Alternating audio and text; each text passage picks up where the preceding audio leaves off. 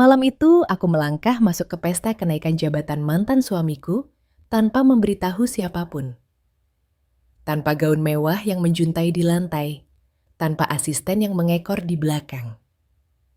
Aku hanya mengenakan setelan kerja berwarna kelabu tua yang sederhana namun berpotongan rapi. Cukup sopan agar tidak terlihat salah kostum di tengah ruangan yang bermandikan kemewahan, tetapi juga cukup biasa agar tidak ada yang menyadari siapa aku sebenarnya. Cahaya keemasan dari lampu-lampu kristal raksasa menyelimuti aula yang megah memantul di lantai marmer yang mengilap. Alunan musik instrumental yang lembut mengalir menjadi latar bagi kelompok-kelompok orang yang mengangkat gelas sampahnya sambil tertawa riang. Aku berjalan perlahan, setiap langkahku terasa mantap dan terukur. Anehnya, tak ada gejolak di dalam dadaku. Hatiku tenang sedingin es, seolah ini hanyalah sebuah acara ramah tamah biasa yang tidak ada hubungannya sama sekali dengan luka menganga yang pernah merobek hidupku hingga berkeping-keping. Suasana di dalam aula sangat meriah. Para pimpinan perusahaan jajaran dewan, direksi pemegang saham mitra bisnis strategis, hingga media. Semua orang berpakaian necis dengan wajah yang memancarkan keceriaan. Di barisan kursi kehormatan, mantan ibu mertuaku, Ibu Sari, duduk dengan punggung yang ditegakkan angkuh. Beliau mengenakan kebaya brokat berwarna merah marun, yang mewah lehernya dihiasi kalung mutiara yang berkilauan di bawah sorotan lampu. Beliau tertawa dan berbicara dengan suara yang sengaja dikeraskan. Matanya tak bisa menyembunyikan kilat kepuasan. Kepuasan khas seseorang yang percaya bahwa nasib keluarganya telah berubah total, melangkah ke sebuah babak baru yang jauh lebih cemerlang. Melihat penampilannya yang penuh kemenangan, sepotong kenangan lama yang menyakitkan tiba-tiba terlintas di benakku.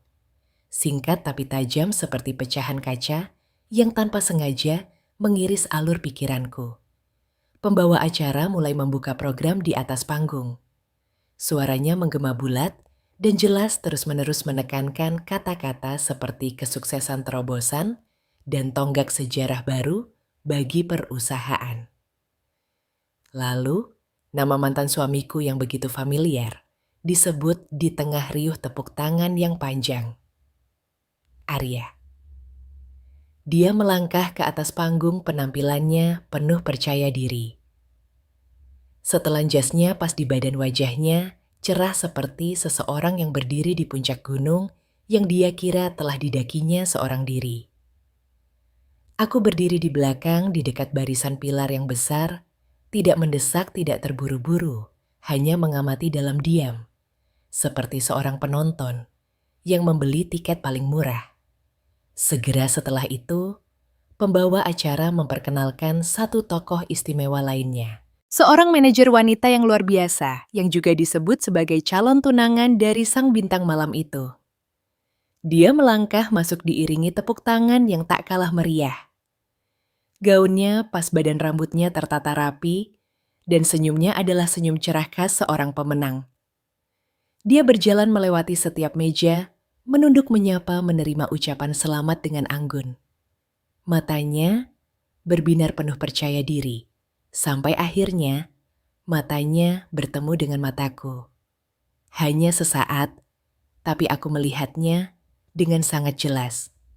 Senyum di bibirnya membeku, tangannya yang memegang gelas anggur menegang, dan wajahnya tiba-tiba memucat, seolah baru saja melihat hantu di tengah pesta. Dia terdiam sejenak, matanya tak lepas dariku, seolah mencoba memastikan apakah dia salah lihat. Aku tetap berdiri diam di tempatku, tidak menghindar, tidak menantang, hanya membalas tatapannya dengan tenang. Di tengah-tengah pidato pembawa acara yang masih berapi-api, sesuatu yang tak terduga terjadi. Wanita itu, Citra, tiba-tiba menundukkan kepalanya di hadapanku, sangat rendah, sangat jelas. Suaranya gemetar, tapi cukup keras untuk didengar oleh orang-orang di sekitarnya. "Ibu Direktur, Kenapa ibu ada di sini? Begitu kalimat itu selesai, suasana di sekitar kami seolah kehabisan udara. Musik terasa mengecil tawa dan obrolan berhenti mendadak. Yang tersisa hanyalah keheningan yang kental dan canggung. Semua mata kini tertuju padaku. Bisik-bisik mulai terdengar. Awalnya pelan, lalu menyebar, seperti gelombang air yang tak terbendung. Direktur siapa? Siapa dia kok aneh? Loh, bukannya itu mantan istrinya Arya? Di barisan kursi kehormatan mantan ibu mertuaku, menjatuhkan gelas yang dipegangnya. Suara kaca yang pecah di lantai marmer terdengar kering dan nyaring memecah keheningan. Beliau berdiri, wajahnya pucat, pasi bibirnya bergerak-gerak, tanpa suara matanya panik melihat ke sana kemari. Seolah baru sadar, beliau telah salah melangkah ke dalam sebuah permainan catur, di mana yang memegang kendali bukanlah putranya yang ia banggakan. Mantan suamiku Arya membeku di atas panggung. Dia menatap Citra, lalu menatapku, matanya menunjukkan kebingungan dan kepanikan yang luar biasa. Jelas, dia tidak mengerti apa yang sedang terjadi dan sama sekali tidak siap untuk situasi ini. Aku melihat tangannya yang memegang mikrofon sedikit gemetar. Senyumnya menjadi kaku di bibir. Kepercayaan dirinya yang tadi meluap-luap kini lenyap lebih cepat daripada gema tepuk tangan pembuka. Sedangkan aku hanya tersenyum tipis. Tidak menjelaskan, tidak menyangkal juga, tidak terburu-buru angkat bicara. Pada saat itu, sebuah kenangan lama tiba-tiba kembali dengan sangat jelas. Gambaran sebuah ruangan hari itu, surat cerai di atas meja suara dingin ibu mertuaku. Tanda tangani saja, jangan bikin malu keluarga. Tatapan mantan suamiku saat itu tanpa ragu, sedikit pun hanya ada tekad bulat untuk menyingkirkanku. Aku ingat, aku duduk sangat lama memegang pena. Hatiku terasa berat, seperti ditimpa batu, tapi aku tetap menandatanganinya karena aku mengerti. Mempertahankan pun hanya akan menambah rasa sakit. Kembali ke masa kini, aku berdiri di tengah aula yang terang, benderang mendengar bisik-bisik yang semakin keras, melihat wajah-wajah yang mencoba menyatukan kepingan-kepingan informasi, dan aku tetap diam. Karena aku tahu, terkadang diam adalah jawaban yang paling membuat orang bingung. Jika mereka tahu siapa aku sebenarnya, jika mereka tahu di mana posisiku dan apa yang pernah kulakukan, mungkin mereka tidak akan pernah berani menyingkirkanku dari hidup mereka dengan begitu mudah. Tapi malam ini aku datang bukan untuk mengeluh atau menyalahkan. Aku datang untuk memulai sebuah babak baru, tepat di tempat di mana mereka yakin aku tidak akan pernah berani menginjakkan kaki.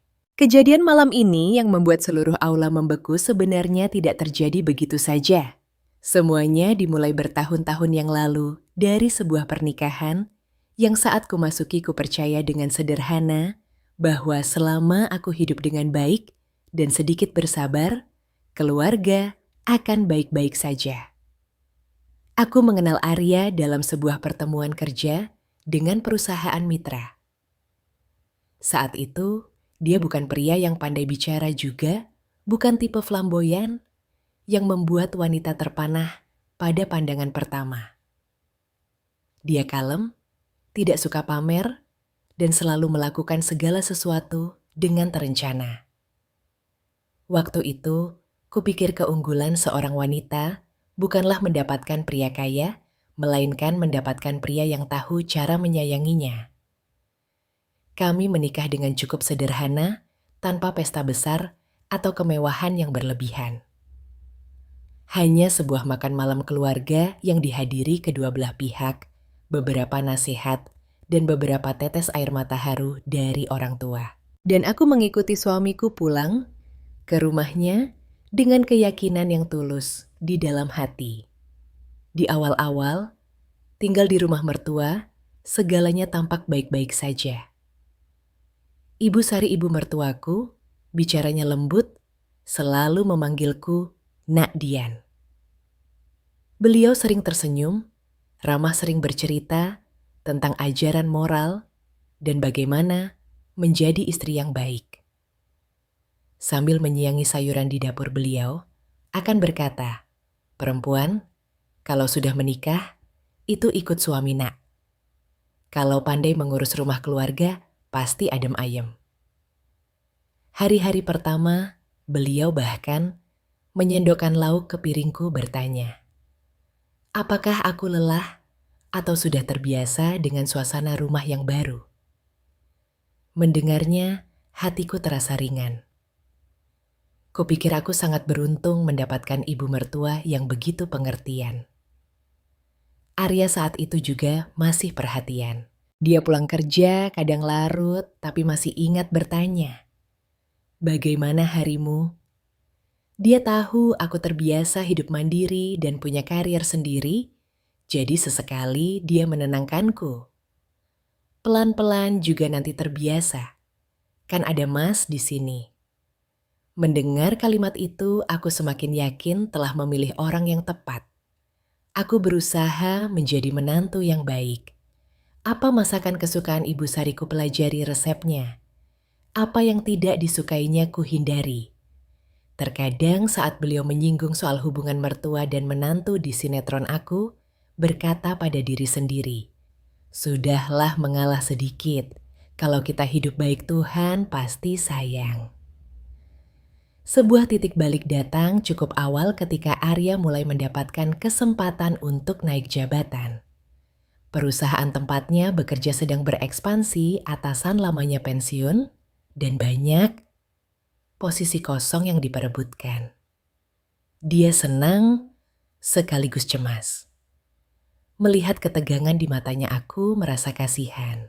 Kupikir pria sudah cukup lelah bekerja di luar. Jangan sampai di rumah aku menambah bebannya. Jadi, aku secara sukarela memutuskan untuk berhenti dari pekerjaanku yang sudah mapan di sebuah perusahaan multinasional untuk mendukungnya dari rumah. Keputusan itu, jika kupikirkan, sekarang aku tidak menyalahkan siapapun. Aku hanya menyalahkan diriku sendiri yang terlalu naif dan percaya pada ikatan batin. Sejak berhenti bekerja, aku tidak lagi punya status di kantor, tapi aku menjadi orang di balik layar untuk segalanya. Arya sering membawa pulang dokumen-dokumen tebal memintaku meninjau ulang proposal proyek, memeriksa klausul-klausul kontrak yang rumit, dan memperbaiki kalimat-kalimat dalam presentasinya agar lebih jelas dan persuasif. Aku yang teliti dan terbiasa dengan urusan dokumen seperti itu bisa mengerjakannya dengan cepat. Ada malam-malam di mana dia sudah tertidur kelelahan di meja kerja. Aku masih duduk diam di sampingnya, membereskan berkas-berkasnya, mengklasifikasikan dokumen, dan membuat catatan kecil untuk pekerjaannya keesokan hari. Dia sering dipuji atasannya sebagai orang yang teliti dan rapi. Tapi, sedikit yang tahu di belakangnya, ada seorang wanita yang bekerja tanpa lelah, seperti bayangan. Suatu kali, aku pernah bercanda. Kalau aku kerja lagi, mungkin aku juga bisa naik jabatan, Mas. Arya tertawa. Sudahlah kamu di rumah saja, biar Mas tenang kerjanya. Kalimatnya tidak salah. Tapi, sejak saat itu, aku mulai merasa seperti dimasukkan ke dalam sebuah kotak tak terlihat di rumah. Biar Mas tenang berarti aku harus berada di belakang. Tak perlu dilihat siapapun. Tak perlu ada namaku dimanapun. Ibu Sari saat itu juga semakin sering mengingatkanku dengan suara yang lembut. Perempuan yang tahu cara mundur itu baru bisa mempertahankan suaminya, Nak. Awalnya, ku dengar nasihat itu masuk akal. Kupikir mundur, berarti mengalah tahu diri dan menjaga keharmonisan rumah tangga. Beliau bahkan menambahkan, perempuan itu jangan suka bersaing sama suami. Bersaing itu bikin kehilangan. Aku mengangguk menasihati diriku untuk menjadi lebih lunak. Setiap kali Arya mendapatkan pencapaian atau bonus, beliau akan menatapku dan tersenyum. Lihat kan, kalau istrinya pintar jaga rumah suaminya, pasti sukses. Aku mendengarnya dan merasa senang-senang dengan naif. Seolah kerja kerasku juga diakui, meskipun hanya melalui pujian yang samar. Tapi, hidup tidak sesederhana nasihat di meja makan. Arya memang naik jabatan dengan cepat. Dia menjadi lebih sibuk, lebih banyak menerima telepon di malam hari. Jadwal rapatnya semakin padat. Dia pulang, semakin terlambat terkadang makan, sambil menatap layar ponsel membalas email. Jika kutanya dia hanya bilang lelah dan menyuruhku jangan banyak pikiran. Aku tidak mau mengganggunya, jadi aku semakin berusaha mengurus rumah agar dia tidak terbebani sedikit pun. Semakin hari, aku semakin mirip asisten rumah tangga sukarela dalam pernikahanku sendiri. Bedanya aku melakukannya atas dasar cinta. Ada saat-saat di rapat keluarga Ibu Sari membahas soal investasi masa depan dan bahwa rumah ini butuh seseorang untuk menopangnya. Arya duduk mendengarkan sambil mengangguk setuju. Sedangkan aku duduk di sebelahnya tapi merasa seperti orang luar. Jika aku membahas hal-hal kecil di rumah beliau, mendengarkan dengan acuh tak acuh. Jika aku meminta pendapat beliau, menjawab sekenanya. Perlahan-lahan, aku mulai sadar. Aku tidak lagi dihargai seperti dulu. Bukan karena ada yang memarahiku atau mengusirku secara terang-terangan. Semuanya berubah, dengan sangat halus begitu halus, hingga jika tidak sensitif, orang akan menganggapnya normal. Aku menenangkan diri dengan berpikir, mungkin Arya sedang sibuk, mungkin ibu sudah tua, jadi lebih sensitif. Mungkin aku yang terlalu banyak pikiran. Aku membujuk diriku dengan alasan-alasan klise yang sering digunakan wanita untuk menjaga kedamaian rumah tangga. Aku tidak tahu, justru di dalam kesabaranku itulah, aku sedang didorong keluar dari posisiku sedikit demi sedikit, seperti air yang meresap ke celah batu. Tidak berisik, tidak langsung terasa sakit, tapi saat sadar, semuanya sudah terlambat. Dan yang paling menyakitkan adalah ketika segalanya mulai miring. Aku masih percaya bahwa selama aku berusaha sedikit lagi, keluarga ini akan kembali hangat seperti dulu. Aku tidak sadar ada orang yang tidak butuh usahaku. Mereka hanya butuh aku menghilang agar jalan mereka lebih lapang. Setelah masa-masa kenaikan jabatan Arya, ketidakseimbangan di rumah bukan lagi sekadar perasaan samar. Mulai ada wujudnya, ada suaranya, dan ada namanya. Dan nama itu muncul di sebuah malam yang terasa sangat biasa. Hari itu Arya pulang lebih awal dari biasanya, tapi tidak sendirian. Dia membuka pintu dan memanggil, "Dian sini sebentar kenalan sama tamu." Aku sedang di dapur, tanganku masih berbau bawang goreng. Saat mengangkat kepala, kulihat di belakangnya ada seorang wanita muda berpakaian rapi dan modern. Penampilannya sangat percaya diri. Dia tersenyum sangat cerah. Senyum khas orang yang terbiasa berada di tengah keramaian. Arya memperkenalkan, "Ini Citra, kepala tim di divisiku. Tadi kebetulan searah jadi Mas ajak mampir makan malam sekalian." Aku terdiam sejenak. Bukan karena ada tamu, tapi karena cara dia berkata, "Kebetulan searah" begitu enteng. Seolah membawa pulang wanita lain untuk makan malam adalah hal sepele yang tak perlu didiskusikan terlebih dahulu dengan istri. Aku buru-buru mencuci tangan dan melangkah ke ruang tamu. Citra menunduk menyapaku dengan sangat sopan. "Selamat malam, Mbak Dian." Aku mengangguk, mencoba tersenyum ramah, tapi di dalam hatiku ada sesuatu yang menegang. Sulit dijelaskan. Ibu Sari keluar dari kamarnya. Begitu melihat Citra, wajahnya langsung berseri-seri, seolah bertemu orang yang sudah lama ditunggu-tunggu. Beliau menatapnya dari atas ke bawah lalu tertawa. "Wah, cantik sekali anak ini. Sini duduk, Nak." Beliau menarik kursi di dekatnya, menuangkan air, dan bertanya bertubi-tubi.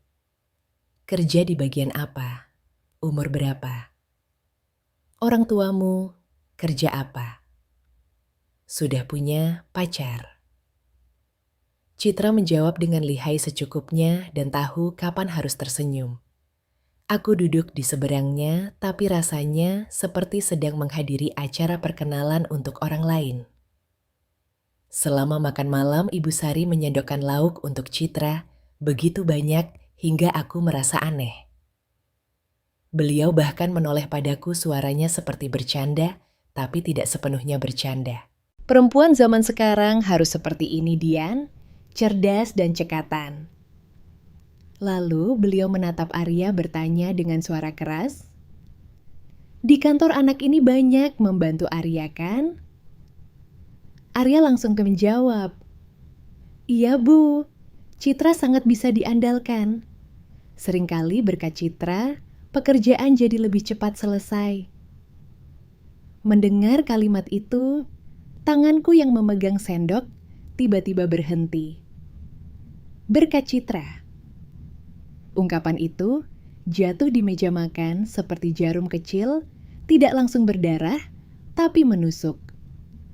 Citra kembali tersenyum, suaranya merendah. "Ah, saya hanya melakukan tugas saya, Bu." Tapi aku memperhatikan matanya. Setiap kali menatap Arya, ada kepercayaan diri yang aneh. Bukan kepercayaan diri seorang bawahan, tapi kepercayaan diri seseorang yang merasa punya tempat khusus. Dan Arya, dia juga tidak menghindar. Dia berbicara dengan Citra dengan santai, lebih banyak tertawa dari biasanya, bahkan menceritakan beberapa hal di kantor yang jarang sekali dia ceritakan padaku. Ibu Sari semakin bersemangat. Beliau meletakkan sendoknya, mengucapkan satu kalimat yang terdengar ringan, tapi mengiris hati. "Perempuan, sekarang harus pintar kerja dan pintar cari uang. Kalau hanya di dapur saja, nanti ketinggalan." Beliau menatap lurus ke arahku saat mengucapkan kata dapur. Aku menggigit bibir. Aku tahu beliau tidak secara langsung menyebut namaku, tapi panah itu tidak meleset. Malam itu, setelah Citra pamit Ibu Sari, bahkan berdiri di pintu dan berpesan, "Kalau ada waktu mampir lagi ya, Nak." Arya mengantarnya sampai ke depan, mengobrol sebentar, baru kemudian masuk kembali. Aku menunggu hingga pintu benar-benar tertutup, baru bertanya. Suaraku mencoba tetap normal. "Kenapa Mas bawa rekan kerja pulang tanpa bilang dulu?" Arya mengerutkan kening. "Kamu mikir apa lagi sih? Cuma makan malam saja, Dil. Ini kan rekan kerja di divisiku. Hubungan profesional. Jangan berlebihan." Mendengar kata berlebihan, aku tiba-tiba merasa tercekat. Aku tidak cemburu buta. Aku hanya merasa ada batasan yang sedang dilewati dengan begitu santai, lalu aku yang disalahkan karena sensitif. Sejak hari itu, nama Citra semakin sering muncul dalam cerita-cerita Arya. Dia sering menyebut Citra menyelesaikannya dengan cepat. Atau Citra tahu cara bicara dengan klien. Aku mendengarkannya dalam diam. Ibu Sari seolah menemukan sosok menantu idaman. Beliau sering bercerita pada tetangga dan kerabat. Di kantor Arya, ada anak baru pintar sekali. Masih muda tapi cerdas. Pernah suatu kali, beliau nyeletuk di hadapanku. Lihat orang lain itu sebagai contoh, Dian. Di dunia ini, kalau tidak maju, ya mundur. Sejak saat itu juga, aku mulai disingkirkan dari urusan-urusan besar di rumah secara diam-diam. Arya mengganti kata sandi beberapa akun perbankan bersama dengan alasan keamanan. Aku bertanya tentang rencana libur akhir tahun, dia bilang biar Mas yang pikirkan. Aku memberi masukan soal pengeluaran, dia menepisnya. Kamu kan tidak bekerja, tidak mengerti arus kas perusahaan. Kalimat itu membuatku terdiam. Karena akulah yang pernah duduk sampai larut malam agar dia punya arus kas yang kini dibanggakannya. Tapi kerja keras itu tak ada yang melihat dan tak ada lagi yang mau mengingat. Lalu, suatu hari, aku menemukan sesuatu yang lebih menyakitkan. Aku membuka laptop Arya untuk mencetak beberapa dokumen dan melihat sebuah file rencana proyek yang sangat familiar. Familiar karena akulah yang pernah membantunya menyusun isinya, memperbaiki kalimatnya, dan memberi masukan di setiap bagian. Aku membukanya, jantungku seperti diremas kuat. Rencana itu disajikan dengan sempurna, tapi di bagian penanggung jawab bukan nama Arya yang tercantum, melainkan nama Citra. Bahkan di bagian catatan, ada tulisan Citra mengusulkan solusi optimal. Aku tidak percaya dengan mataku. Aku duduk terdiam membacanya berulang kali, lalu berdiri mencari Arya. Aku bertanya langsung, kenapa rencana ini atas namanya? Arya tidak terkejut, hanya menghela napas, seolah aku menyebalkan. Jangan urusi hal-hal seperti itu, Dian. Di kantor, siapa yang jadi penanggung jawab itu tergantung penugasan. Citra butuh prestasi untuk naik posisi. Mas bantu sedikit memangnya, kenapa? Aku menatapnya tidak mengerti. Bantu sedikit. Tapi ini mengambil seluruh hasil kerja kerasku dan meletakkannya di tangan orang lain. Aku menoleh ke Ibu Sari, berharap setidaknya beliau akan mengatakan sesuatu yang adil. Tapi beliau hanya tersenyum sinis. Senyum yang begitu dingin hingga membuatku merinding. Perempuan yang tahu diri itu harusnya diam. Jangan membesar-besarkan masalah kecil. Bikin malu anak saya saja. Mendengar kata bikin malu, hatiku mencelos. Ternyata, nama baik mereka lebih penting dari perasaanku.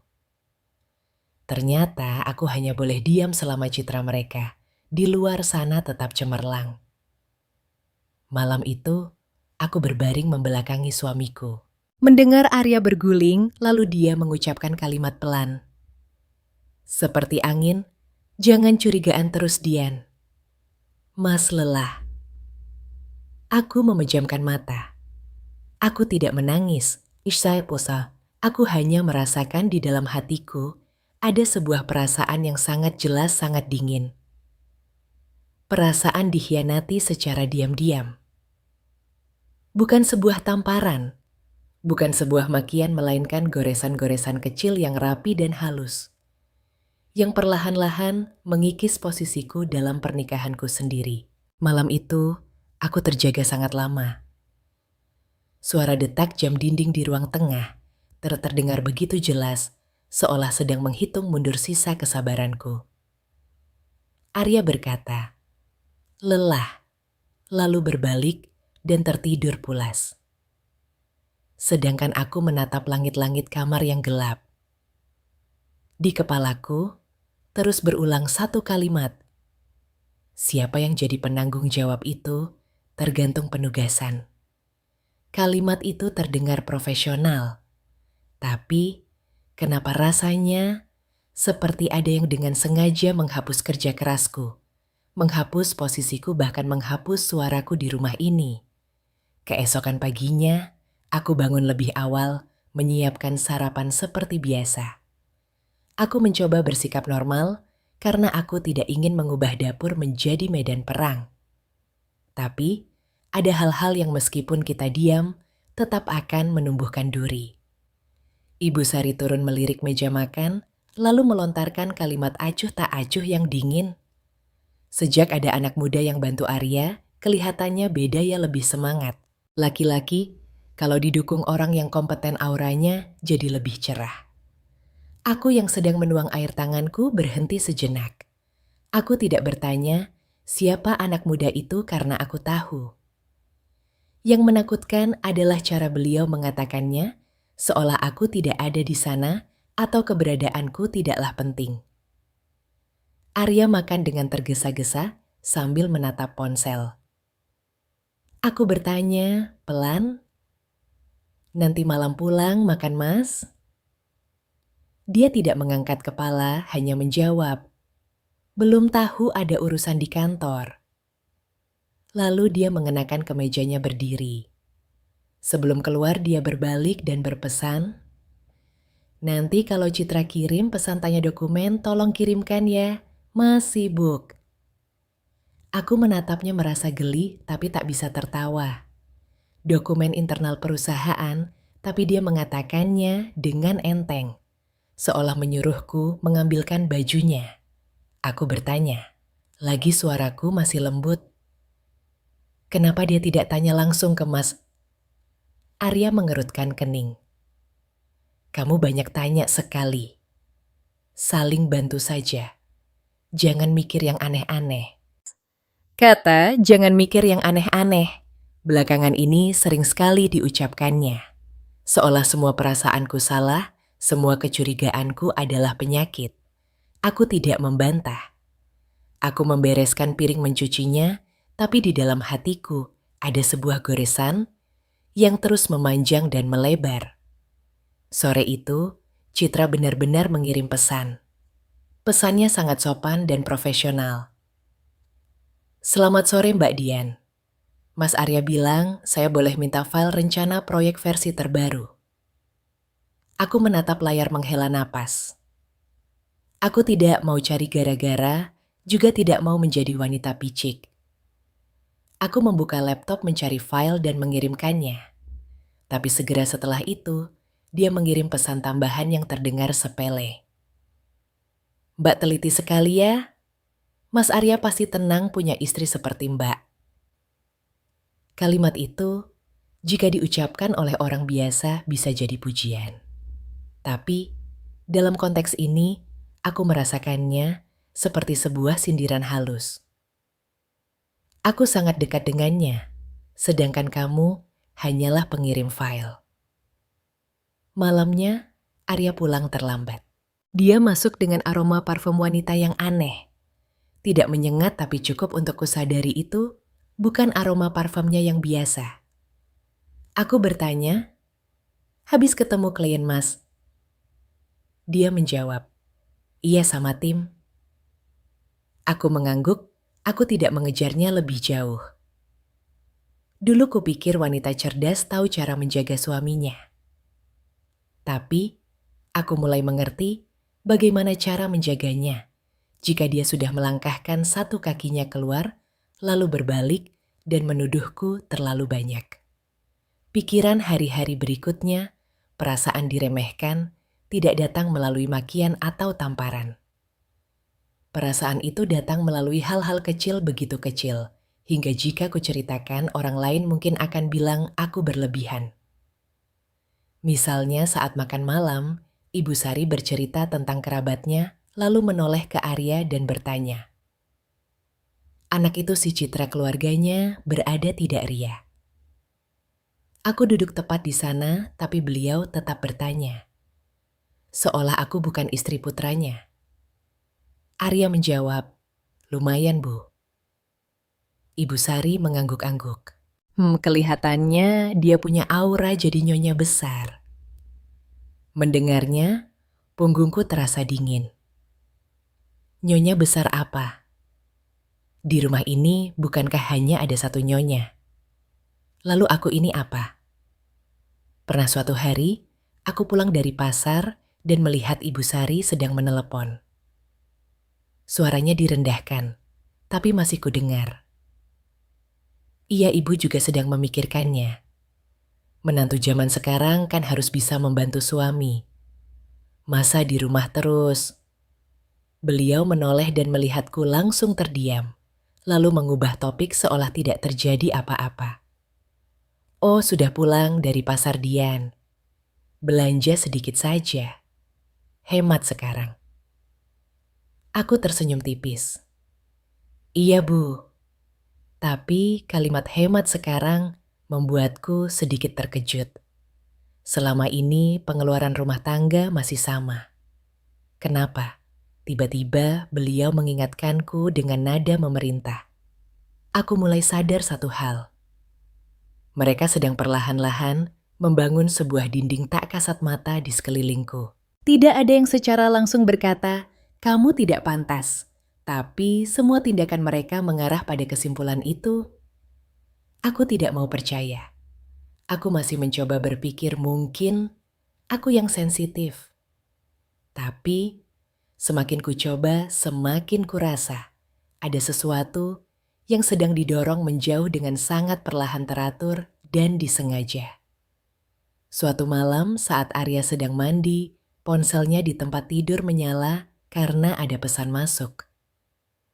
Aku tidak punya kebiasaan memeriksa ponsel orang lain, tapi cahayanya terus berkedip, seolah sengaja memancing untuk dilihat. Aku berbalik berkata pada diri sendiri, aku tidak akan melakukannya. Aku seorang istri, aku harus menjaga harga diri. Tapi kemudian, di hatiku terngiang kalimat Ibu Sari. Perempuan yang tahu, diri itu harusnya diam. Diam sampai sejauh mana? Diam sampai harus sengaja buta. Aku menarik selimut berbaring membelakangi ponsel itu. Dalam kegelapan ku dengar suara pintu kamar mandi terbuka. Suara Arya mengeringkan rambut. Sedangkan aku merasakan ada ganjalan aneh di dadaku. Aku sudah mengabaikan banyak hal, mencoba memahami banyak hal. Tapi malam itu, untuk pertama kalinya, aku mengerti bahwa ada kesalahpahaman yang bukan karena kita terlalu banyak pikiran, tapi karena orang lain sengaja membuatnya agar kita berpikir begitu. Dan ganjalan itu adalah pertanda bahwa masalah ini belum akan berakhir hanya dengan beberapa kalimat penenang. Hari itu adalah sebuah malam yang sangat biasa. Begitu biasa hingga jika tidak ada musibah, aku mungkin hanya akan menganggapnya sebagai satu hari lagi di mana aku berusaha menjaga sebuah rumah tangga. Langit sedikit mendung lampu di dalam rumah berwarna kuning dan hidangan makan malam sudah tersaji di meja. Tapi tak ada yang menyentuhnya. Ibu Sari duduk tegak di ujung meja, wajahnya dingin. Arya duduk di sebelahnya diam. Matanya menatap ke meja, seolah sedang menghindari sesuatu. Suasananya begitu berat, hingga begitu aku keluar dari dapur jantungku terasa berhenti sejenak. Aku meletakkan mangkuk sayur mencoba bertanya dengan lembut, kenapa belum pada makan? Ibu Sari tidak langsung kayak menjawab. Beliau menarik setumpuk kertas yang ada di hadapannya, mendorongnya lurus ke arahku. Kertas putih, tulisan hitam. Di baris paling atas 3 kata, menusuk mataku surat gugatan cerai. Aku berdiri membeku. Rasanya seperti seseorang baru saja menarik karpet dari bawah kakiku. Tubuhku limbung tapi tidak langsung jatuh. Hanya berdiri di sana tanpa tahu harus berpegangan pada apa. Ibu Sari menatapku lekat-lekat. Suaranya tidak tinggi tapi setajam pisau. Tanda tangani, jangan bikin malu keluarga. Aku mendengar setiap katanya, tapi otakku seolah buntu. Aku menoleh ke Arya. Aku menunggunya mengatakan sesuatu. Cukup satu kalimat saja, bahwa ini salah paham, bahwa ibunya sedang emosi, bahwa dia akan menjelaskan. Tapi Arya tetap diam. Diam seperti orang yang sudah lama berlatih diam. Diam seperti orang yang sudah memutuskan segalanya di kepala hanya menungguku meletakkan pena. Aku menelan ludah bertanya, lagi suaraku terdengar. Aneh campuran antara gemetar dan mencoba tenang. Bu, ada apa ini? Ibu Sari melipat tangannya di dada. Ada apa lagi anak saya sedang menanjak karirnya? Dia butuh istri yang lebih pantas. Kamu mengerti kan? Dua kata lebih pantas, seperti sebuah tamparan tak terlihat. Aku menoleh ke Arya sekali lagi, jantungku berdebar kencang. Arya, kamu bilang sesuatu. Arya saat itu baru mengangkat kepala. Matanya menghindariku. Suaranya lelah seperti membacakan naskah yang sudah disiapkan. Aku butuh seseorang yang lebih cocok untuk perjalananku ke depan Dian. Pada saat itu, aku merasakan hawa dingin dari tengkuk menjalar ke tulang punggung. Bukan karena kalimatnya, tapi karena cara dia mengatakannya. Tanpa ragu, tanpa rasa bersalah, hanya ketegasan seseorang yang sudah memilih. Aku tersenyum sinis, bibirku kaku. Jadi, selama ini kamu sudah merencanakannya. Arya tidak menjawab, hanya menghela napas, seolah akulah yang membuatnya tidak nyaman. Pintu kamar tiba-tiba terbuka. Citra masuk berpakaian rapi, riasannya pas. Tangannya membawa sebuah bingkisan kecil, seolah baru saja mampir di waktu yang tepat. Dia berdiri di belakang Arya, tanpa bicara, tapi tatapannya padaku adalah tatapan seorang pemenang. Tak perlu tawa, tak perlu provokasi, cukup satu lirikan untuk membuatku mengerti. Segalanya sudah diatur sejak lama. Aku melihat dengan jelas setiap kepingan puzzle kalimat-kalimat perbandingan. Saat-saat di mana aku disingkirkan file-file yang atas namanya kata-kata, jangan mikir yang aneh-aneh. Semuanya bukan lagi kebetulan. Itu adalah sebuah jalan yang sudah mereka siapkan, hanya menunggu aku keluar dari rumah agar lebih rapi. Ibu Sari mengetukkan jarinya ke meja mendesak seperti memberi perintah. Tanda tangan, jangan ribut-ribut di rumah ini, tidak kurang penonton. Aku melihat sekeliling. Dapur yang pernah kusikat setiap ubinnya meja makan, yang pernah kutata setiap hidangannya, tiba-tiba menjadi ruang pengadilanku. Ku dengar detak jantungku sendiri di telinga sakit, sekaligus marah, tapi air mata tak mau jatuh. Mungkin karena air mata hanya untuk orang yang pantas dikasihani. Dan saat itu, aku tidak merasa pantas dikasihani lagi. Aku hanya merasa dihina. Aku bertanya. Perlahan setiap kata seolah harus ditarik dari dalam dada.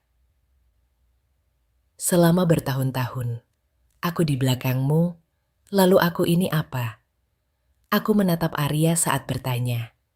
Aku ingin dia mengingat malam-malam di mana dia tertidur, dan aku masih merevisi setiap baris laporannya. Aku ingin dia mengingat saat-saat di mana dia bingung dengan kontrak dan aku menjabarkan setiap klausulnya. Aku ingin dia mengingat aku telah berhenti bekerja agar dia bisa tenang. Tapi Ibu Sari yang menjawab, menggantikan putranya, suaranya sedingin es. Seseorang yang sudah habis nilainya. 4 kata itu membuatku terdiam selama beberapa detik. Habis nilainya. Ternyata aku dinilai seperti sebuah barang. Berguna disimpan, tak lagi berguna dibuang. Aku menatap Ibu Sari, lalu Citra, dan terakhir Arya. Di mata mereka, aku bukan lagi istri, bukan lagi keluarga. Aku hanyalah sebuah rintangan.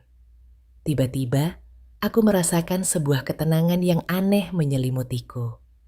Seolah ada sesuatu di dalam diriku yang baru saja putus. Ketika seseorang sudah menganggapmu sebagai benda, semakin kamu menangis, semakin kamu merendahkan dirimu. Aku menarik kursi dan duduk. Aku mengambil pena.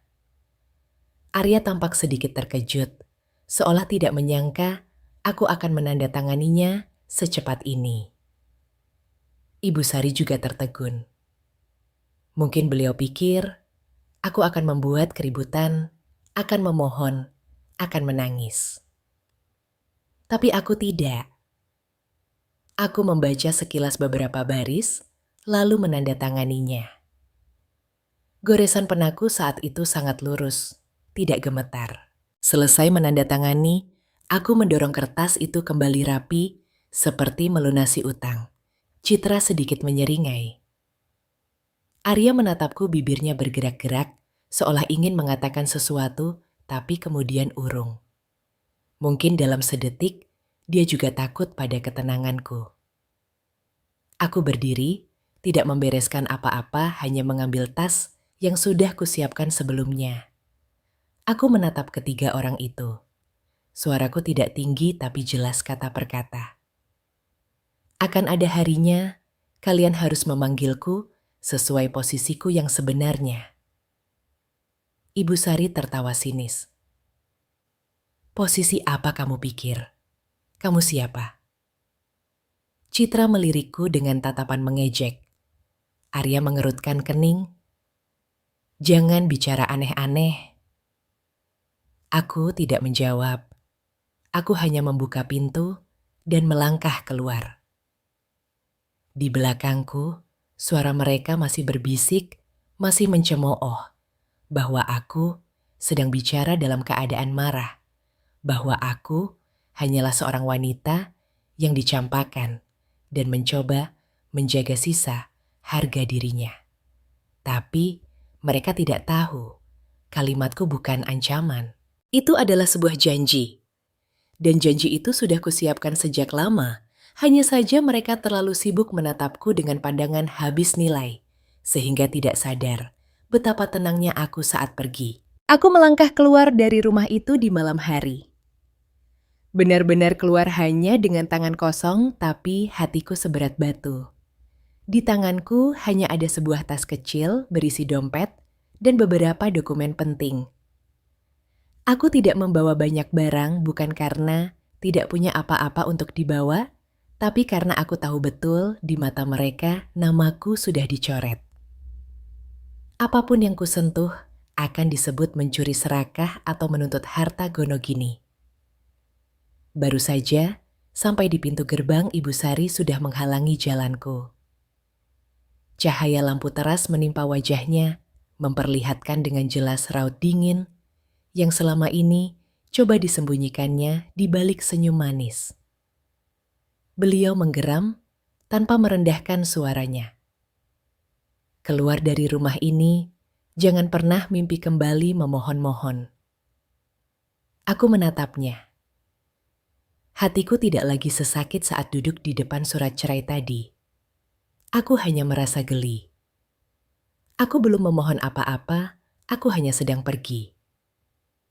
Tapi, di benaknya, aku sudah dipastikan akan kembali berlutut suatu hari nanti. Arya berdiri di belakang ibunya, melipat tangan di dada, tidak melangkah maju untuk menenangkanku, atau bahkan sekadar mengucapkan selamat tinggal. Dia melontarkan satu kalimat dingin, seolah sedang memberi sedekah. Aku akan berikan kamu sejumlah uang sebagai tanda ikatan batin. Jangan bikin ribut. Aku menatap lurus ke arahnya. Mungkin dia pikir aku akan terharu akan tahu diri akan mengambil uang itu, lalu menghilang tanpa jejak. Aku bertanya, balik suaraku datar, tapi cukup tajam untuk membuatnya terdiam. Ikatan batinmu semurah itu, Mas. Arya mengerutkan kening kesal. Jangan sok jual mahal. Aku tidak meninggikan suara. Aku hanya menatapnya seperti melihat orang asing. Pria yang dulu pernah berkata, kan ada Mas di sini, kini berdiri di sana dengan wajah sedingin batu, siap membeli keheninganku dengan sejumlah uang yang disebutnya ikatan batin. Aku berbalik pergi tanpa pamit, tanpa bicara lagi. Aku menuruni jalanan komplek mendengar suara pintu di belakangku dibanting dengan keras. Suara itu tidak hanya menutup sebuah pintu, tapi juga menutup sebuah babak dalam hidupku yang pernah coba kurawat dengan sepenuh hati. Aku berjalan lurus ke jalan raya, menarik napas dalam-dalam. Udara malam Jakarta terasa dingin dan penuh polusi, tapi kepalaku anehnya jernih. Aku mengerti. Aku baru saja didorong keluar dari rumah seperti sebuah rintangan. Dan aku juga mengerti orang-orang seperti mereka tidak akan pernah membiarkan rintangan itu pergi dengan tenang jika rintangan itu masih bisa membuat mereka cemas. Aku pindah untuk sementara ke sebuah apartemen sewaan kecil di pusat kota. Perabotannya sedikit, tapi aku merasa ringan. Aku hidup minimalis, tanpa riasan, tanpa pesta. Aku tidur panjang tidur pertama, setelah berhari-hari, jantungku terasa diremas. Keesokan paginya, saat bangun, aku tidak menangis. Aku menyeduh segelas air hangat, duduk menatap cahaya matahari yang menembus tirai jendela. Di hatiku, tidak ada lagi pertanyaan mengapa. Yang ada hanya mulai dari mana. Aku membuka tas dokumenku membolak-balik setiap lembarnya.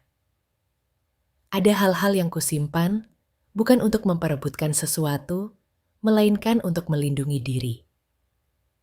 Aku ingat dengan jelas, selama hidup dengan Arya, aku pernah ikut merevisi memberi masukan dan meninjau banyak sekali berkas-berkas penting perusahaan.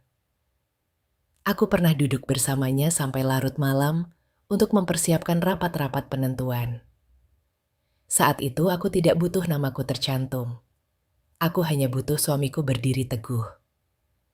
Tapi sekarang justru hal-hal di balik layar itulah yang harus kuperiksa kembali.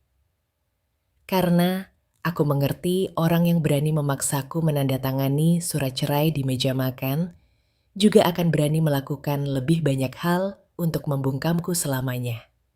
Aku mengambil ponsel menelepon sebuah nomor yang sudah lama tidak kuhubungi. Pak Budi, seorang senior yang pernah bekerja bersamaku saat aku masih aktif di dunia korporat. Pernah suatu kali dia terjebak dalam masalah kerja sama yang rumit, dan akulah yang membantunya keluar dengan cara yang sangat bersih dan strategis. Aku menekan nomornya menunggu nada sambung. Jantungku berdebar teratur tidak gugup, karena aku menelepon bukan untuk memohon, aku menelepon untuk membuka kembali sebuah pintu yang lain. Di seberang sana telepon diangkat. Suara beratnya terdengar. Halo?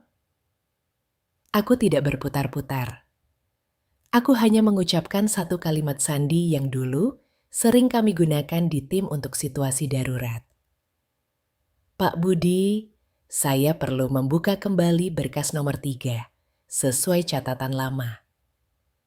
Hening sejenak, lalu suara di seberang sana berubah total. Tidak lagi basa-basi, melainkan serius, bahkan sedikit terkejut. Budian akhirnya, ibu muncul juga. Aku memejamkan mata sejenak. Aku tahu cukup dengan kalimat itu saja. Aku tidak lagi sendirian dalam permainan ini.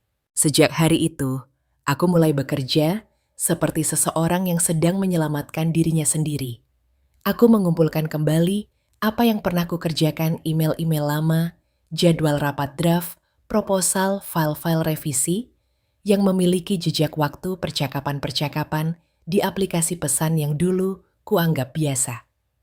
Aku tidak melakukannya dengan ribut-ribut. Aku melakukannya dalam diam. Setiap bukti yang kutemukan kusimpan dalam sebuah folder dengan catatan tanggal dan sumber yang jelas. Aku tidak berniat balas dendam dengan cara kotor. Aku hanya bersiap. Jika ada yang ingin menjadikanku sebagai penjahat, aku punya cara untuk membalasnya dengan kebenaran. Sementara, aku sibuk mengumpulkan data di sisi lain. Keluarga mantan suamiku justru mengadakan pesta kecil untuk merayakan kebebasan mereka. Aku mendengarnya dari seorang kenalan. Ibu Sari tertawa, terbahak-bahak pamer, seolah baru saja melepaskan beban berat. Mulai sekarang anak saya akan menikah dengan orang yang punya kedudukan. Bukan menumpang hidup pada siapapun lagi. Mendengar kalimat itu, aku tidak lagi sesakit dulu. Aku hanya melihat dengan lebih jelas sifat asli mereka. Mereka tidak butuh seorang istri. Mereka butuh sebuah aksesori yang sesuai zaman untuk dipamerkan. Malam itu, saat aku sedang meninjau ulang serangkaian file ponselku bergetar. Pesan dari nomor tak dikenal. Hanya sebaris kalimat tapi cukup untuk membuat punggungku merinding. Pergi saja baik-baik. Jangan sampai saya harus membersihkan masa lalu. Aku menatap kata membersihkan itu sangat lama. Itu tidak terdengar seperti ancaman dari seorang pemenang biasa. Itu terdengar seperti kata-kata dari seseorang yang sudah siap bertindak dan bertindak dengan cara yang tidak akan menyisakan jalan kembali. Aku meletakkan ponsel di meja. Di kepalaku hanya ada satu pikiran yang sangat jelas. Mereka akan menyerang lebih dulu. Bukan hanya perceraian, bukan hanya mengusirku dari rumah. Mereka ingin aku lenyap dari hidup mereka seperti noda yang dihapus agar tidak ada lagi yang mengingat bahwa Arya bisa berdiri seperti sekarang ini berkat siapa dan Ibu Sari pernah menginjak-injak siapa untuk merasa puas. Aku menarik napas, dalam-dalam membuka kembali layar laptop, menatap folder data yang baru saja kukumpulkan. Aku tahu, mulai saat ini, aku tidak boleh lagi menjadi kalem. Bukan kalem atau baik karena benci, tapi karena jika aku tidak berdiri tegak, mereka akan mendorongku hingga jatuh. Dan aku sudah cukup sering jatuh. Keesokan paginya, baru saja aku keluar dari kamar ponselku, sudah berdering tanpa henti. Bukan satu panggilan, tapi banyak panggilan. Dari nomor tak dikenal, dari manajemen gedung, bahkan dari seorang tetangga yang baru kutemui beberapa kali di lift. Aku mengangkatnya. Suara di seberang sana terdengar ketus. Ibu Dian, tolong, turun ke ruang serbaguna sekarang. Ada masalah yang perlu diklarifikasi terkait laporan warga. Aku terdiam. Aku baru pindah ke sini belum lama. Hidupku tenang. Pergi pagi, pulang malam tidak pernah membuat masalah dengan siapapun. Laporan apa ya, Pak? Orang itu menjawab singkat. Masalah pribadi ibu.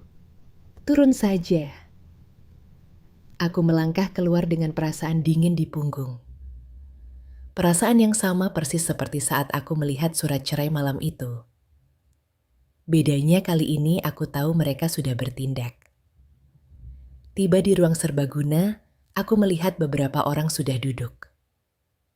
Di antaranya, ada seorang dari manajemen gedung dan 2 penghuni lansia. Di atas meja setumpuk kertas berwarna diletakkan tepat di hadapanku.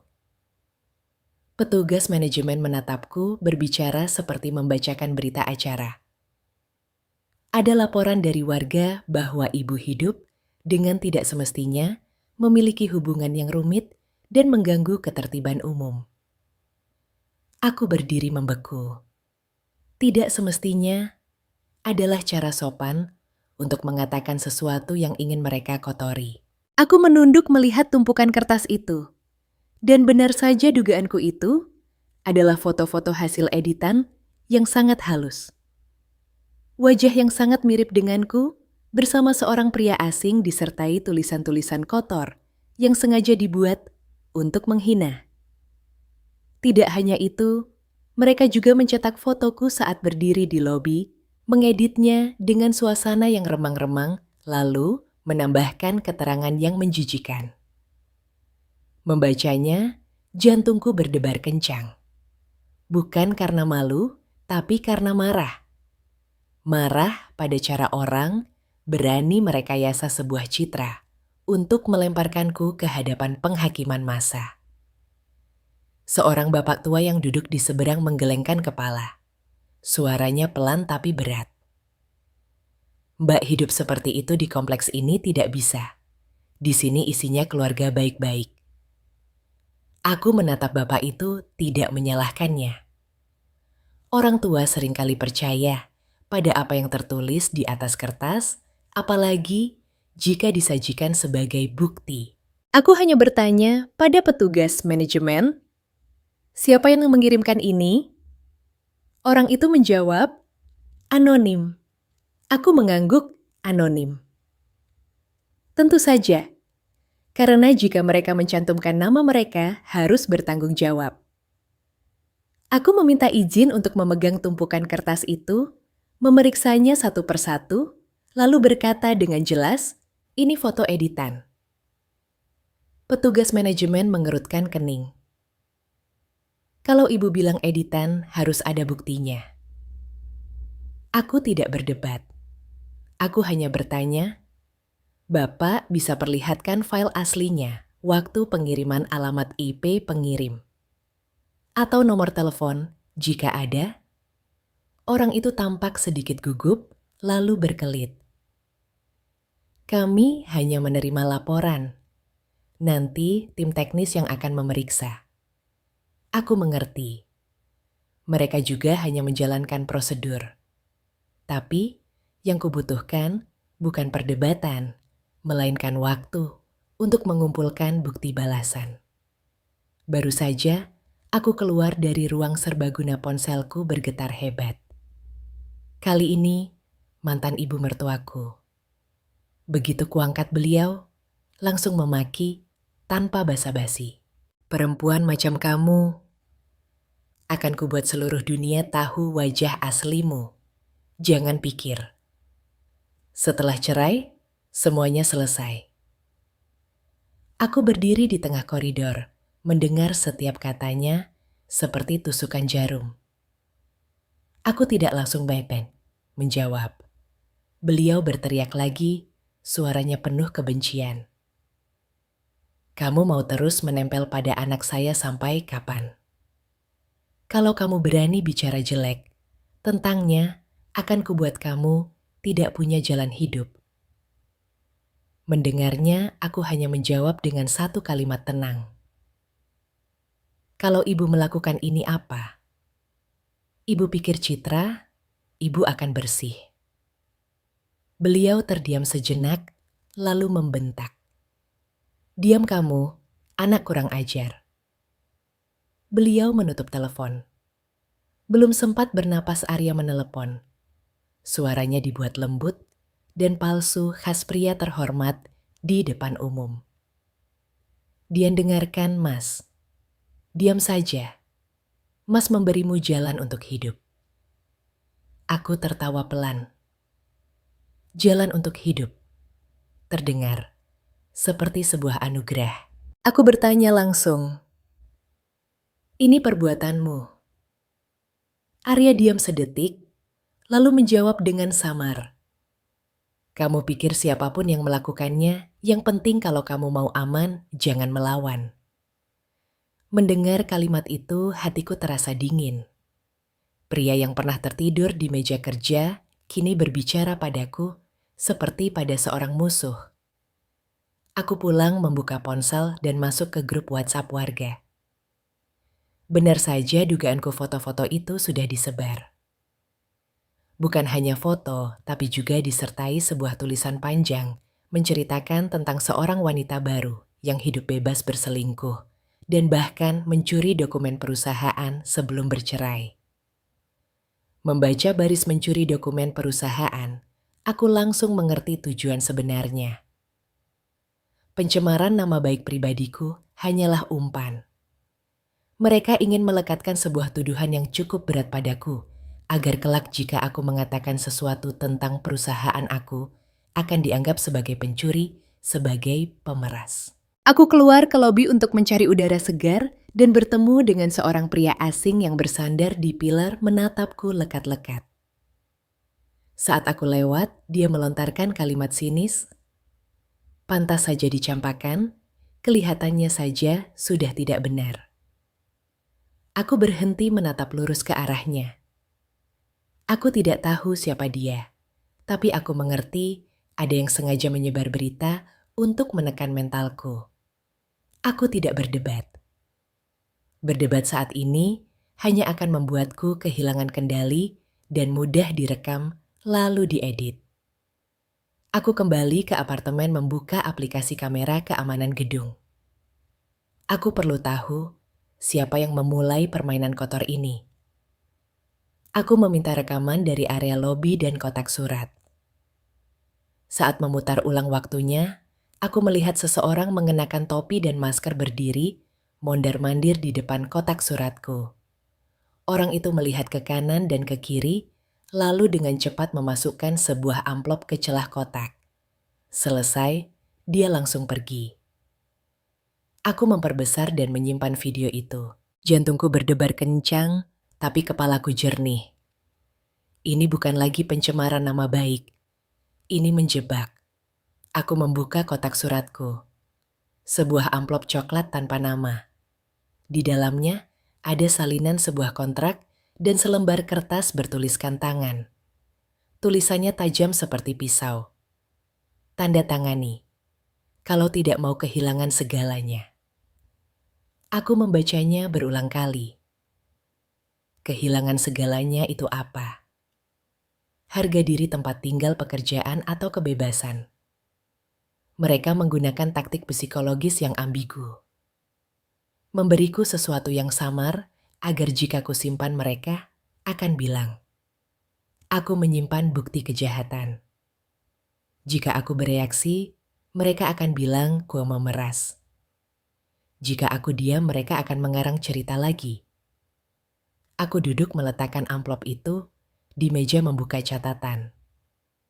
Aku memotret amplopnya, memotret isinya, mencatat waktu penerimaan, menyimpan video dari kamera keamanan. Aku sama sekali tidak panik. Aku hanya melihat satu hal dengan jelas. Mereka sudah mulai, dan mereka tidak akan berhenti di sini jika aku tetap diam. Aku mengambil ponsel mengirim satu pesan singkat pada seniorku Pak Budi. Mereka sudah mulai. Saya minta rencana B. Selesai mengirim, aku bersandar di kursi menatap keluar jendela. Aku tahu, mulai saat ini segalanya akan berjalan lebih cepat. Tapi, aku juga tahu, ketika orang lain memilih bermain kotor, maka kita harus bermain lebih bersih. Bersih, tapi tidak kalem. Bersih, tapi menusuk tepat sasaran. Setelah mengirim pesan pada seniorku, aku tidak duduk diam, menunggu mereka menyerang lagi. Aku mengerti satu hal dengan sangat jelas, jika aku terus berada dalam posisi bertahan, mereka akan semakin menjadi-jadi.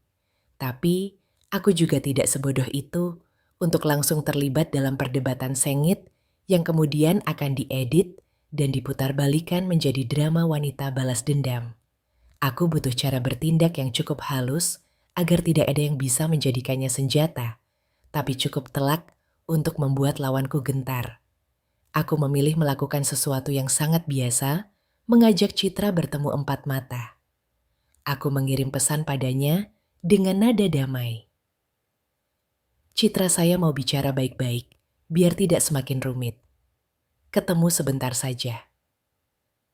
Aku sengaja memilih sebuah kafe di dekat area perkantoran Sudirman, ramai, terang, dan memiliki kamera pengawas yang lengkap, karena aku tidak akan sebodoh itu bertemu di tempat sepi.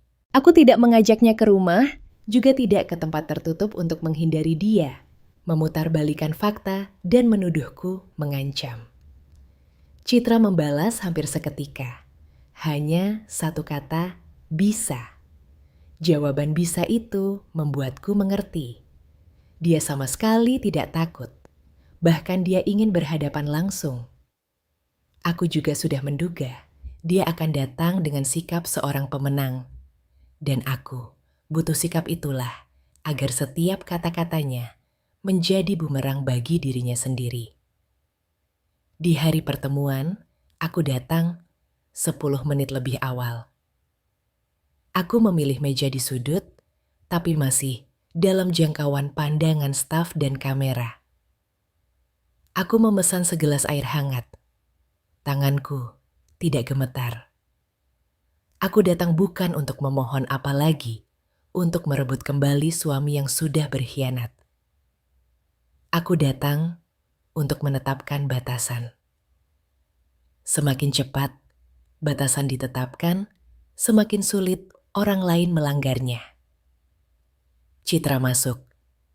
Dia mengenakan setelan kerja yang rapi. Rambutnya ditata ringan, bibirnya merah, dan tatapannya angkuh. Dia menatapku seperti melihat seorang pecundang yang mencoba menyelamatkan sisa harga dirinya. Begitu duduk tanpa basa-basi, dia langsung melontarkan kalimat. Suaranya santai tapi penuh sindiran. Mbak sudah cerai masih mau nempel buat apa? Aku menatapnya lurus tidak marah. Aku hanya bertanya, balik dengan sangat pelan. Menurutmu aku nempel apa? Citra menyeringai. Nempel Mas Arya lah apalagi. Pergi saja baik-baik, biar semua orang tidak repot. Dia berkata, semua orang tidak repot. Artinya, akulah sumber kerepotan. Aku mengangguk, tidak berdebat. Aku hanya meletakkan ponsel di atas meja, memutar video dari kamera keamanan yang sudah kusimpan, lalu mendorongnya perlahan ke arahnya. Di layar tampak adegan seseorang bertopi yang diam-diam memasukkan amplop ke kotak surat apartemenku. Gambarnya jelas, waktunya lengkap, sudut pengambilannya tak terbantahkan. Citra melihatnya, raut wajahnya langsung berubah dalam sedetik. Cukup 1 detik itu untuk membuatku yakin dia tahu apa isinya. Tapi, dengan sangat cepat, dia kembali memasang senyum kaku pura-pura meremehkan. Bukti apa ini Mbak mengada-ada? Siapa yang tahu itu siapa? Aku tidak terburu-buru. Aku hanya memajukan tubuhku sedikit berkata perlahan. Kamu pikir kamera keamanan di apartemen cuma hiasan? Kalimat itu membungkamnya. Citra terdiam, matanya berkedip cepat. Aku melanjutkan masih dengan suara tenang. Foto editan artikel fitnah amplop anonim. Aku tidak akan sengaja menemuimu tanpa alasan. Aku ingin kamu berhenti. Citra tertawa sinis. Berhenti Mbak, memerintah siapa? Aku menatapnya. Aku tidak memerintah. Aku mengingatkan. Karena aku sudah menyimpan semuanya dan aku tidak punya kebiasaan menerima difitnah. Citra melipat tangannya di dada bersandar di kursi, mencoba terlihat tidak takut. Mbak pikir bisa mengancam siapa Mbak tahu? Tidak. Aku ini siapa di perusahaan itu? Aku menjawab langsung. Aku tidak peduli, kamu siapa? Aku hanya mengatakan satu hal. Berhenti, memfitnah, berhenti menjebak. Kalau tidak, aku akan serahkan semua data ini ke pengacara dan ke 1 orang di perusahaan. Orang yang punya wewenang untuk bertanya padamu 1 hal. Siapa yang menyuruhmu bermain seperti ini? Mendengar kata, orang yang punya wewenang. Mata Citra menggelap, tapi dia masih mencoba melawan seperti ular yang terpojok. Mbak mengancam siapa? Memangnya Mbak? Siapa di perusahaan ini? Aku menatapnya tidak menyeringai. Tidak tersenyum, hanya berkata pelan, tapi cukup dingin untuk membuat suasana di meja menjadi tegang. Aku adalah orang yang pernah menandatangani dokumen yang membuatmu bisa duduk di kursi manajer itu. Kalimat itu membuat Citra membeku. Aku melihat dengan jelas ada kilatan panik di matanya yang langsung berubah menjadi kemarahan. Dia berdiri tangannya, menyenggol gelas di meja hingga bergetar, lalu melemparkan tatapan menghina padaku. Dasar perempuan kampung. Jangan pikir kamu benar-benar direktur. Suaranya sedikit meninggi. Beberapa meja di sekitar menoleh. Aku tetap duduk diam. Semakin aku diam, semakin dia menunjukkan sifat aslinya. Dan aku butuh sifat asli itu, bukan permintaan maaf palsu. Aku hanya mengucapkan satu kalimat yang cukup untuk membuatnya sadar posisinya. Silakan lanjutkan. Tapi ingat, aku tidak berkelahi dengan mulut. Citra menarik napas dalam bibirnya, terkatup rapat, seolah ingin bicara lagi, tapi tertahan. Karena tepat saat itu pintu kafe terbuka. Seorang pria masuk penampilannya, matang mengenakan setelan gelap, berjalan lurus ke mejaku. Dia tidak menatap Citra, hanya meletakkan sebuah kartu nama di mejaku dengan rapi, seolah memberi konfirmasi. Jika ibu butuh apa-apa, silakan hubungi. Aku mengambil kartu nama itu. Belum sempat bicara. Citra sudah melirik tulisan di sana.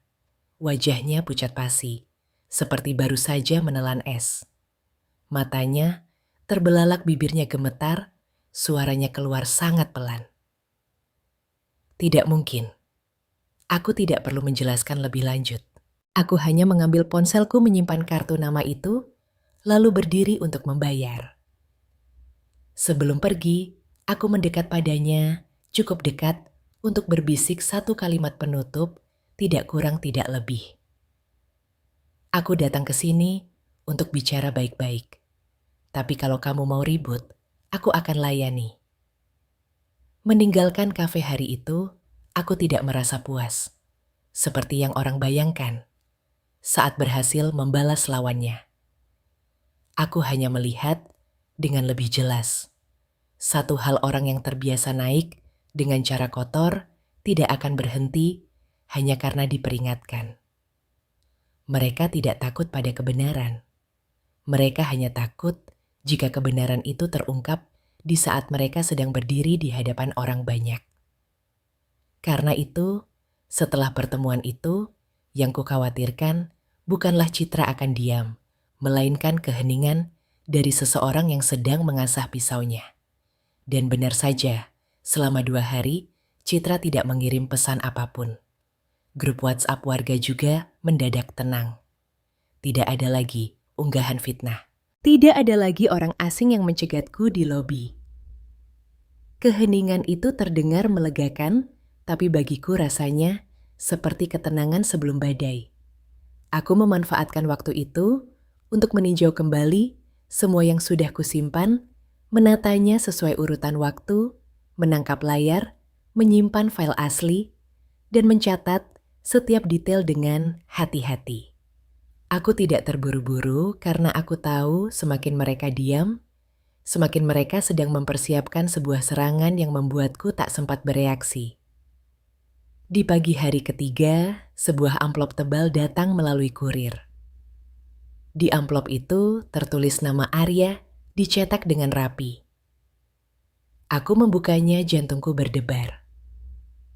Di dalamnya ada satu set berkas permohonan pembagian harta disertai selembar surat pernyataan yang memintaku menandatangani bahwa selama masa pernikahan, Dian tidak memberikan kontribusi apapun yang berarti bagi keluarga dan pekerjaan Arya. Membaca baris itu, aku tertawa kering. Tidak ada kontribusi. Ternyata, malam-malam di mana aku merevisi setiap halaman laporannya. Saat-saat di mana aku berhenti dari pekerjaanku untuk mendukungnya, makanan yang kumasak agar dia punya tenaga untuk mengejar proyek semuanya, dirangkum dalam 4 kata, tidak ada kontribusi apapun. Bersamaan dengan berkas itu, ada pesan dari Arya. Khas campuran antara ancaman dan kepura-puraan baik. Tanda tangani saja biar damai. Mas tidak mau masalah ini menyebar. Aku menatap kata damai dan merasa dingin. Mereka ingin damai agar aku diam. Mereka ingin damai agar citra mereka bersih. Aku tidak langsung membalas. Aku meletakkan berkas itu di meja memotret setiap halamannya, mencatat tanggal dan waktu penerimaan. Aku berkata pada diri sendiri, jika mereka sudah bermain dengan dokumen, maka aku akan membalasnya dengan dokumen. Tak perlu berdebat. Belum sempat tenang sore harinya, bel apartemenku berbunyi terus-menerus. Aku mengintip dari lubang pintu dan melihat Ibu Sari berdiri di depan. Di belakangnya ada beberapa kerabat. Salah satunya sudah siap dengan ponsel terangkat, seolah sudah bersiap merekam sejak awal. Begitu kubuka pintu Ibu Sari, langsung menerobos masuk seperti badai. Suaranya melengking taktik khas main keroyokan dengan mulut. Kamu sudah makan harta keluarga saya. Bertahun-tahun sekarang masih mau menggigit balik. Beliau sengaja bicara sangat keras, agar tetangga mendengar, agar kamera keamanan di koridor merekam dengan jelas wajahku. Seorang kerabat menimpali dengan suara sinis. Perempuan serakah. Sudah diusir, masih cari, gara-gara. Yang lain menambahkan dari belakang. Dia mau memeras ya. Dia pikir semua orang bodoh. Aku berdiri di ambang pintu, tidak mempersilakan. Masuk juga, tidak mendorong keluar. Aku mengerti permainan mereka. Mereka ingin aku marah, ingin aku membalas, ingin aku mengucapkan satu kata yang salah. Lalu, mereka akan mengeditnya menjadi menantu durhaka. Perempuan tidak berpendidikan, sudah numpang hidup, masih melawan. Ibu Sari maju selangkah menunjuk lurus ke wajahku. Suaranya seperti digesekan. Kalau sudah tanda tangan cerai, ya pergi baik-baik. Jangan coba-coba menuntut apapun. Aku menatap tangannya yang menunjuk lurus, lalu menatap ponsel yang sedang merekam. Di kepalaku hanya ada satu kata tenang. Aku mundur setengah langkah agar mereka tidak punya alasan menuduhku mendorong orang tua. Aku mengeluarkan ponselku sendiri, menyalakan perekam suara dan video. Aku berkata perlahan dan jelas. Ibu datang ke sini untuk apa? Kalau mau bicara, silakan bicara dengan tertib. Kalau mau membuat keributan, saya akan panggil keamanan. Aku tidak lagi memanggilnya ibu mertua, juga tidak lagi menyebut keluarga kita, karena rumah itu sudah menutup pintunya untukku. Mendengar, aku menyebut keamanan Ibu Sari semakin menjadi-jadi. Beliau berteriak, "Panggil saja. Panggil semua orang ke sini, biar lihat perempuan macam apa ini." Aku tidak menjawab. Aku hanya berdiri diam, membiarkan kameraku merekam segalanya. Aku biarkan mereka bicara biarkan. Mereka menunjukkan wajah aslinya. Ada hal-hal yang semakin dibantah, semakin banyak karangan cerita yang muncul. Hanya dengan merekam kebenaranlah yang akan membuat mereka takut di kemudian hari. Sesaat kemudian, seorang tetangga membuka sedikit pintunya untuk mengintip. Ibu Sari langsung mengubah nada bicaranya, setengah menangis, setengah bercerita, berakting seperti di panggung. "Bu, lihatlah, Bu, dia sudah makan harta keluarga saya bertahun-tahun.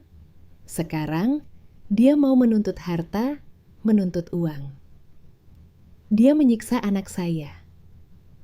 Mendengarnya, aku marah hingga tercekat, tapi aku tetap tidak membalas dengan mulut. Aku hanya merekam memotret setiap wajah, setiap kalimat, setiap tindakan. Aku tahu, hari ini mereka datang bukan untuk menyelesaikan masalah. Mereka datang untuk menciptakan masalah. Dan orang yang menciptakan masalah biasanya yakin bahwa penonton hanya akan mendengar dari satu sisi. Malam harinya, setelah mereka bubar, Aku menerima kabar lain dari seorang kenalan di dunia bisnis. Pesannya singkat, tapi cukup untuk membuatku duduk tegak. Besok, perusahaan di sana mengadakan pesta pengumuman promosi. Dia naik ke posisi tinggi, dan wanita itu juga akan diumumkan statusnya. Aku menatap pesan itu, segalanya menjadi klop. Citra diam, bukan karena takut, tapi karena sedang menunggu panggung yang tepat untuk menyerang. Mereka butuh sebuah pesta, sebuah keramaian untuk menjadikanku bahan lelucon dan menjadikan mereka sebagai korban yang bijaksana. Tepat saat itu, ponselku bergetar. Pesan dari Citra singkat, tapi penuh provokasi. Besok, datang ya Mbak. Berdiri di luar gerbang saja juga boleh. Aku menatap kalimat itu sangat lama. Aku tidak lagi merasa marah. Aku hanya melihat dengan jelas. Dia ingin aku datang untuk dipermalukan. Dia ingin aku berdiri di luar, seperti orang yang dicampakkan agar dia bisa melangkah, masuk sebagai calon nyonya besar. Aku mengetik satu balasan tanpa tanda seru, tanpa emosi.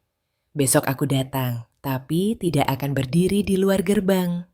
Selesai mengirim, aku meletakkan ponsel berdiri dan membuka lemari.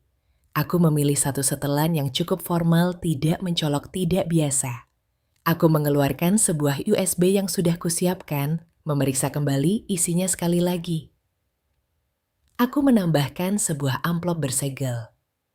Di dalamnya ada beberapa lembar cetakan, penting, rapi, bersih, berurutan. Aku tidak perlu membawa banyak.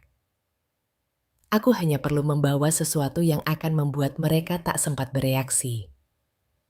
Sebelum tidur, aku berdiri di depan cermin, menatap diriku lekat-lekat.